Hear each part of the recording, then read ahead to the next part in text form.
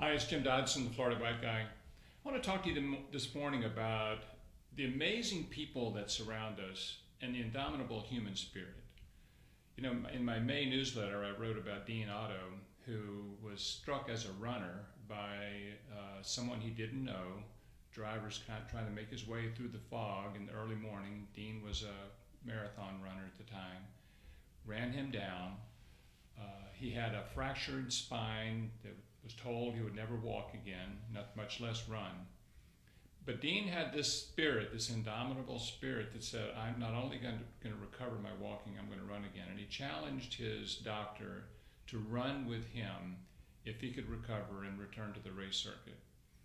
And the story is so amazing because not only did he do it, but it's an amazing story of forgiveness for the driver, the power of that, and the three of them, Dean, the driver, and the doctor, ultimately ran this race that they had been talking about.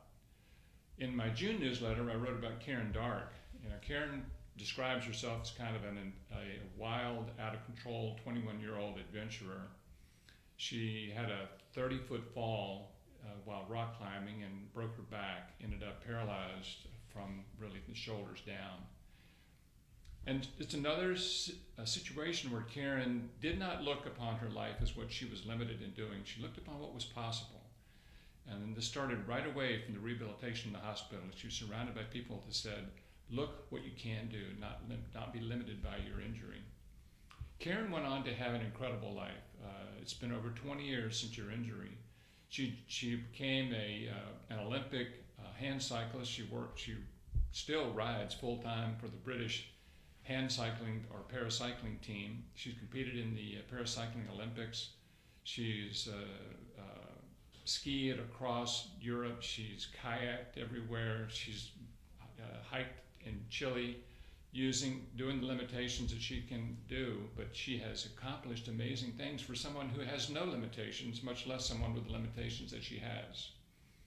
And I'm thinking that, you know, we're in this environment in our lives today with so much negativity when you watch TV and read the news. But what I love about being around cyclists, representing cyclists who've been injured, is this quest to do the best we can, this quest to overcome, this quest to get back out there and do this amazing sport that we love.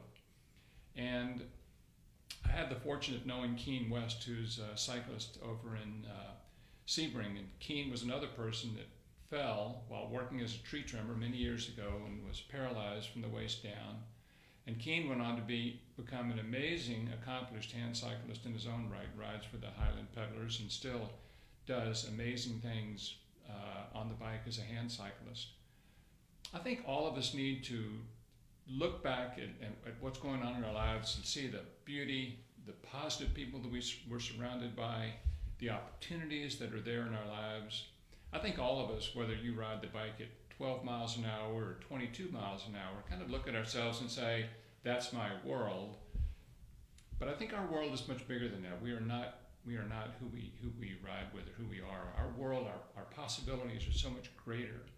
And I think that it's just so encouraging for us to look at what other people do, what other people have accomplished, and remember that we are called to be the best version of ourselves on the bike and off the bike.